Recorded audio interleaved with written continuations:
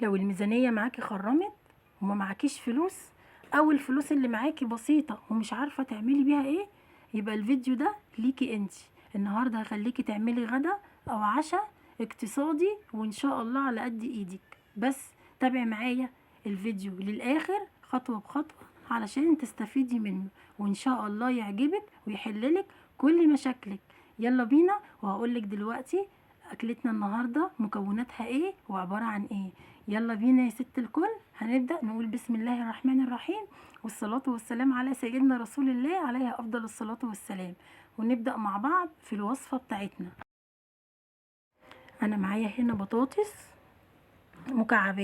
مكعبات صغيره، ومعايا بصلتين متقطعين برضو، ومعايا طماطم عصرها في الخلاط او ضربها في الخلاط، ومعايا رز غسلاه وسايباه في المصفى كده يتصفى زي ما انت شايفه. هجيب بقى حله احطها على النار، وهنزل فيها بمعلقتين من السمنه، معلقتين كبار من السمنه ومعلقه من الزيت. السمنه على الزيت بتخلي الرز مفلفل ويطلع حلو. ماشي، هنبدأ بقى نعمل ايه تاني. هحط بقى البصل، بعد ما قلبت كده السمنة ساحت هي والزيت، نزلت بالبصل. هدي البصل كده معايا تشويحة بس صغيرة، وهنزل عليه بمكعبين من الماجي، وهقلبهم برضو كده مع بعض قبل ما احط الصلصة. وبعدين هنزل بالصلصة، وهزود بقى طبعا الصلصة مية علشان طبعا هنزل عليها البطاطس. الصلصة تقيلة لازم تتزود مية.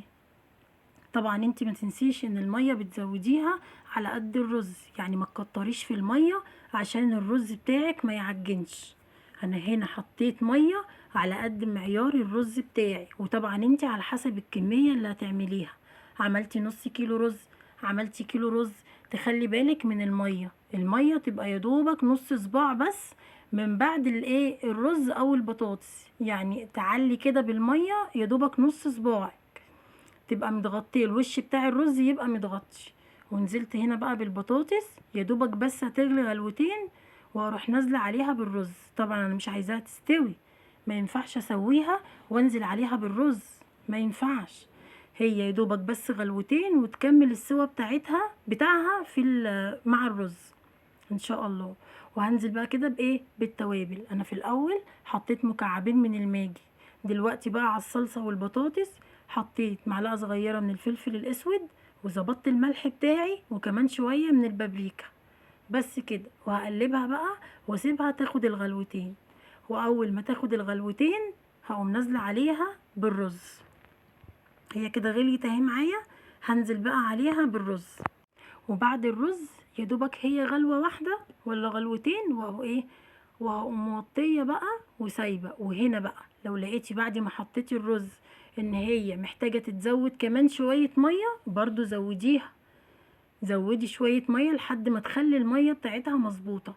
انا هنا كده بالنسبه لي الرز الميه بتاعته مظبوطه، مش هزود ميه. هغطيها بقى واسيبها لحد ما تتشرب وتستوي معايا. وهنا بقى هحط طاسه كده على النار علشان اشوح البيض بتاعي. انا عامله هنا بيض مسلوق، سلقته وقشرته وحطيت معلقه سمنه، وهبدا بقى اشوح برضو كده البيض علشان يدينا طعم حلو على الاكله دي. طعمه بيبقى حلو قوي مع الاكله دي، مش بس الكشري الاسكندراني، لا كمان البطاطس بالرز بالصلصه بيبقى طعمها حلو قوي. ان شاء الله يعجبكم. فين اللايك بقى؟ ما تنسوش اللايك، واللي ما اشتركش في القناه يا حبايبي. هفضل بقى اشوح كده، وبعدين اغرف بقى الطبق بتاعنا وهنزل عليه بالبيض. وده بقى شكله بعد ما غرفناه. ايه رأيكم؟ مش ضروري لحمة ومش ضروري فراخ، ان شاء الله هنعمل وصفات اقتصادية وكمان صحية. حطيت كده بقى البيض بتاعي على الطبق، وحطيت شوية من الفلفل الاسود وشوية من الملح على الوش بالشكل ده. زي ما انت شايفة كده البطاطس بتاعتي زي ما هي سليمة، ولا عجنت ولا استوت ولا اي حاجة. انت بس خليها تاخد غلوتين على النار، وبعد ما تاخد الغلوتين انزلي بالرز، واظبطي المية بتاعت الرز. علشان الرز ما يعجنش ولا البطاطس تتهري. شايفين؟ بص البطاطس مستوية ومتماسكة ولا معجنة ولا اتهرست معايا ولا اي حاجة. وجبة اقتصادية وما كلفتكيش اي حاجة. ان شاء الله الفيديو يعجبكم.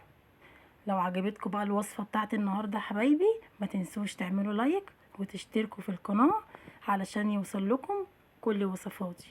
والسلام عليكم ورحمة الله وبركاته.